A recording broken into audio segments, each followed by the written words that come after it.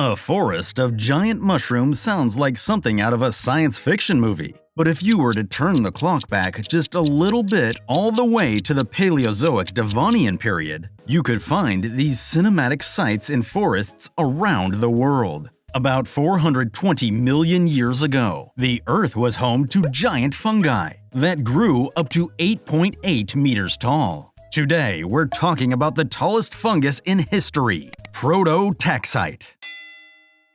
In 1843, geologist Edmund Logan collected fossils from the Devonian Formation in northeastern Canada that appeared to be giant plants from about 420 million years ago. He sends them to fellow geologist William Dawson for analysis. Dawson thinks the fossils are the remains of coniferous, yew-like trees from the Taxus family, which were covered in fungus after they died, and names them prototaxites. His subsequent depictions of prototaxites showed them in the form of tall trees. But botanist William Caruthers started asking questions. When he analyzed the fossil, he noticed that the internal structure looked very different from that of a tree. So Caruthers thought the fossil was a giant algae or a kelp of some kind. And that's very understandable, because from the late Silurian period to the early Devonian period, the only plants around were stemless mosses. And the stemmed plants at that time only included the likes of Cooksonia, which are only a few centimeters tall.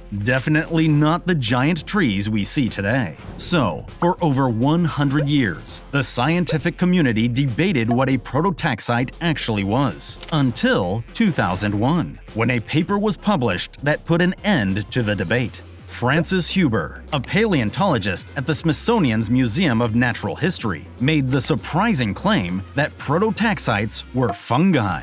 Upon close examination of the fossil's surface, he found hyphae, a unique cellular structure found only on fungi like molds and mushrooms. This was strong evidence that prototaxites were in fact fungi. But many scientists were skeptical of his claim. But about 6 years later, in 2007, Kevin Boyce, a paleobotanist at Stanford University, used radiocarbon dating to lend credence to Huber's claim that prototaxites are fungi. How did radiocarbon dating help verify that this was fungus? Plants photosynthesize by absorbing carbon dioxide from the air. So plants that are part of the same species, that lived around the same time and in similar environments, would have similar ratios of carbon-13 to carbon-12. On the other hand, organisms that subsist off a wide variety of organic matter, such as animals and fungi, have different ratios of carbon isotopes, depending on what they consume, even within the same species. Here's an example.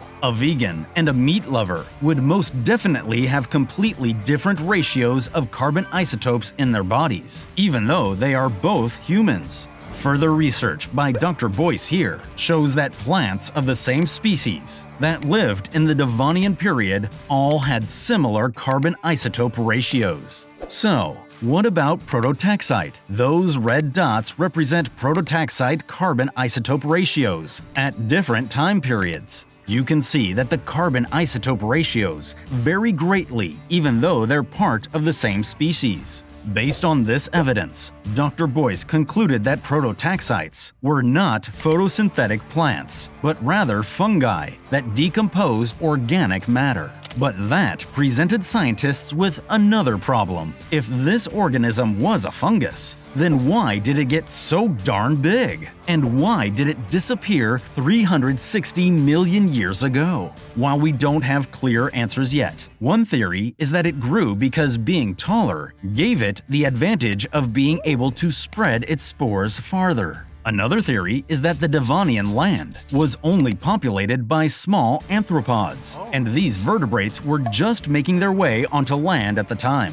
So there might not have been any animals that could devour prototaxites, allowing them to grow large. On the flip side, there's a school of thought that blames insects for the fungus's demise. It takes a long time for a fungus of this size to grow to its full height. And if the insects that were just beginning to thrive started nibbling on the prototaxites before they were fully grown, they wouldn't be able to reproduce properly, eventually leading to their extinction. Competition for the gymnosperms, which have been seeding Earth's forests since the Devonian period, is also cited as one possible reason for their extinction. In any case, it looked like the prototaxites were on their way to becoming the largest fungi in the history of the planet. Until 2010, when a paper surfaced that flipped these ideas on their heads. Linda Graham, a professor at the University of Wisconsin-Madison, argued that prototaxites were not a large fungi at all, but rather a type of umbrella lichen. Her argument was quite unique. Primitive umbrella lichens were widespread on land between the late Silurian and early Devonian periods. Gravity or wind may have caused the mats on the lichens to roll, much like one rolls a rug or carpet. The fossilized remains, which constitute prototaxites. Graham argued that if you actually look at a rolled-up mat of lichen under a microscope, you can see the lichen's rhizoids, and that similar structures are found in prototaxite fossils. So, it may not be a single giant fungus, but rather a large structure that was fossilized by the rolling and mixing of ancient umbrella lichen, soil, and various microorganisms. It's a novel argument, but there's still a slight predominance of viewing prototaxite as a single macroorganism. There are also, of course, scientists who argue that it might not have been a single fungus at all, but rather a symbiote that lived in harmony with the photosynthesizing green algae.